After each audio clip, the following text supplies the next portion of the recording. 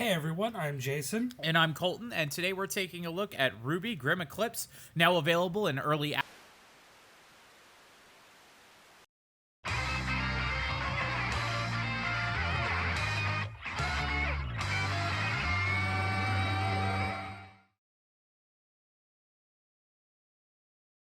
RWBY Grimm Eclipse is a game produced by Rooster Teeth Games for the PC.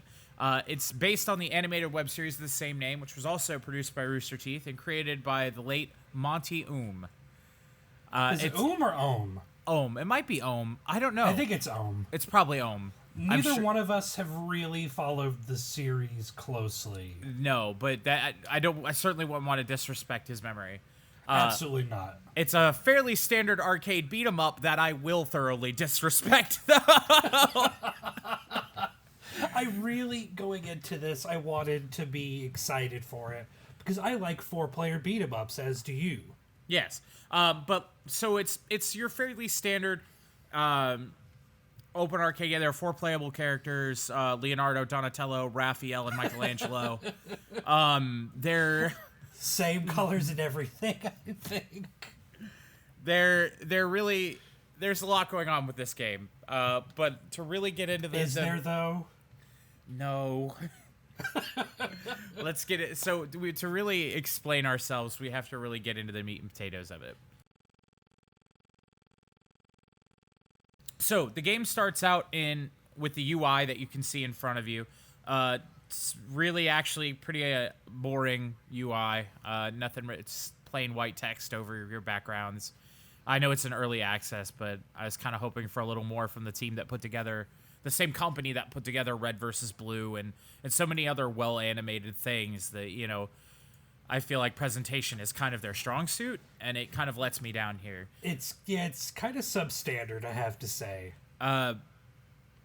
With that in mind, you queue up for a room, or you can create a room for just your friends, a lot like Left 4 Dead and other 4-player co-op games. In fact, there are actually a lot of similarities between this and Left 4 Dead and this and the really early Naruto 360 beat 'em up. Yeah, for the Xbox 360. But my problem with their setting for starting a new game, you can't just start off by yourself. It doesn't look like. If you click new game, it tries to pair you up with people online, which is fine. Who AFK in the menus and make me mad. Right. But in order to really just play by yourself, I had to create a lobby. I had to try and start new games something like 5 times. I just created a new lobby and set it to friends only and then didn't invite anybody, which is usually my MO. I was online and it didn't even say, hey, you want to play some RWBY? Yeah. It said, nah, I'm going to play by myself. To hell with you. So once you're in the game, once you've managed to, you've selected a character and you're in there. And Colton's phone goes off. Yes, once you're in there and you select a character and you join the game, it's pretty much a standard 3D beat 'em up. You perform combos to gain meter, which is what recharges your special move gauge. You have 3 special moves that you spend skill points to upgrade when you level up. It's pretty par for the course as far as beat 'em ups go. The combos were interesting, and the character I played was Yang, which is the character you'll be seeing on your screen now in the footage. Pretty standard fisticuffs character, aura moves, and a dash punch, and of course a Shoryuken, because why doesn't... Aura's the health bar. Well, no, I'm saying like the Quake, the aura move, like it... Oh, okay. AoE. Yeah. So you have that. She's pretty par for the course. If you've ever played a punchy character, she has a Shoryuken. Of course she does. Why wouldn't she fucking have a Shoryuken? Because every character that uses their fists has to fucking do that move. I mean, I do that move, and I use my fists, so it's true. Let's not talk about that on bottom tier. Yeah. Jason, what character did you play?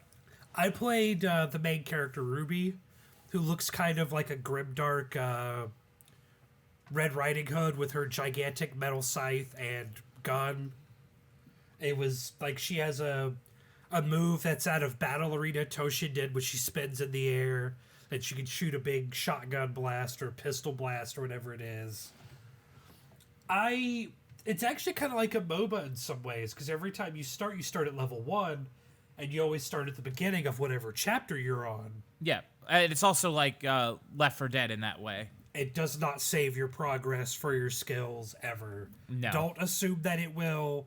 Always assume no matter how much hard work you put into a playthrough, you're putting that work in again, which in some ways isn't bad because you can try different styles of using skills.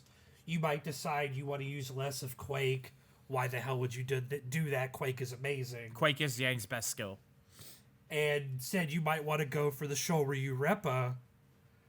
But again, that's not something I would recommend to anyone. Yeah, it's really not. Aside from that, you encounter enemies called the Grimm, which are the things we've been beating up. They're not very smart. The waves are almost always the same. Yeah, there are, I think, total we encountered 3, maybe 4 types of Grimm. No, 3 types of Grimm. Throughout a whole 35 minutes of playing this game. I realize there's only one chapter, but in 35 minutes of playing Super Mario Brothers, I've encountered 6 types of enemies that I could name off the top of my head. Or 7. Possibly more, depending if you use warp zones. It lacks variety, and it lacks a little bit. They almost all look the same. One looks like a bear, one looks like a big wolf, one looks like a small wolf, and then there's a boar. So there's 4 types of enemies, all of which get locked into hit stun the moment you start comboing them, except for the bear, who is immune to hit stun. Hit stun, for those of you who've never played a fighting game, is when you hit an enemy and it interrupts whatever they're doing and they become stunned. That's why it's called hit stun. Well done. Yeah, when you do that, you can just basically, if you dash after your combo, you can just infinitely combo everything until it's dead.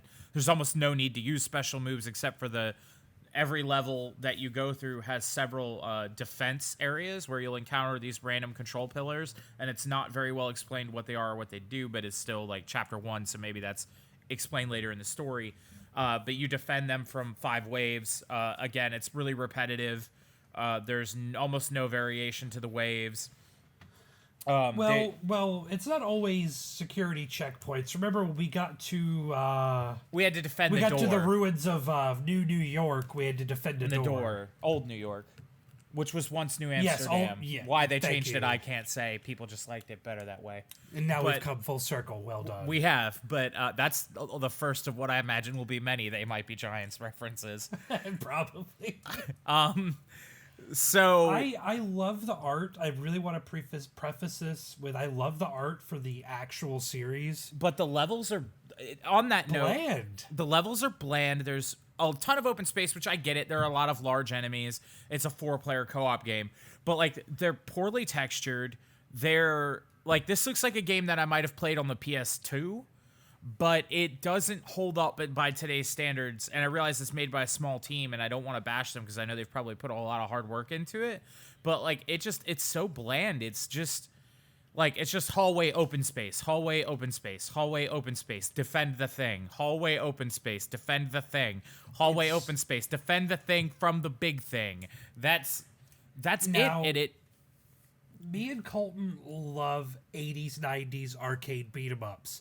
Comba Tribes, Double Dragon, Aliens vs. Predator, you name it, we've played it. Probably more times than we care to admit. I've lost more money in Aladdin's Castle than I'm ever willing to admit to anyone ever. But this is even more repetitive and boring, and that kind of hurt my feelings. It did. And now I realize we're kind of moving into our thoughts, but a little bit, but that is the point of a review. I want to say personally that I was actually pretty hyped to play this game because from the promotional images, it looked pretty cool. Anything I had seen about it, and I love a good beat 'em up, and I love a good co-op game that I get to play with Jason. But I purchased this game like about a week and a half ago for early access. I think it was on sale, and I couldn't install the game. It couldn't get it to run. There were a lot of bugs with it. I reached out to Rooster Teeth. Yeah, Rooster Teeth. I reached out to Rooster Teeth support several times over the course of 4.5, maybe 5 days. Never once was I contacted by their support with.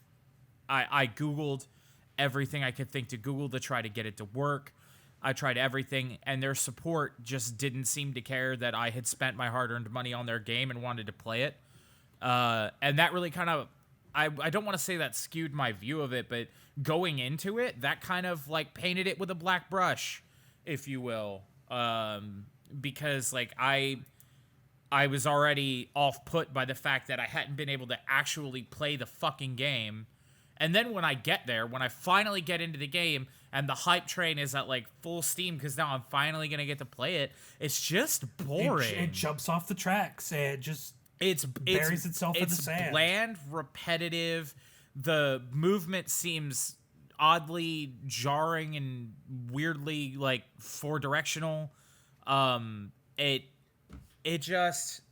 Like the dash feels like it actually makes you lose more momentum than you gain. It just wasn't good. I just didn't like it. I feel like RWBY fans might get more out of it, like really hardcore RWBY fans. But I ultimately feel like even they are going to be a little disappointed by... Again, I hate to keep using the word repetitive because it's repetitive. But it's repetitive. It is.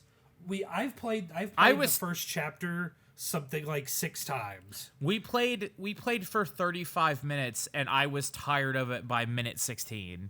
Like I just was like, you know what? And that's sad because like I played Turtles in Time like more times than I care to count. I don't think I've ever been tired of that game. I played Double Dragon. Like I played lots of beat 'em ups and they don't get old, but this one just grated.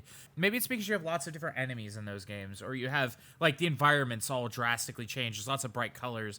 I don't know what it could be, but... You don't have to reinvent the wheel, but you need to keep it circular. You need to keep it wheel-shaped. Yeah, and one other last note is that some of the things in this game don't work. Sometimes your special moves will glitch through enemies. It's just not well done.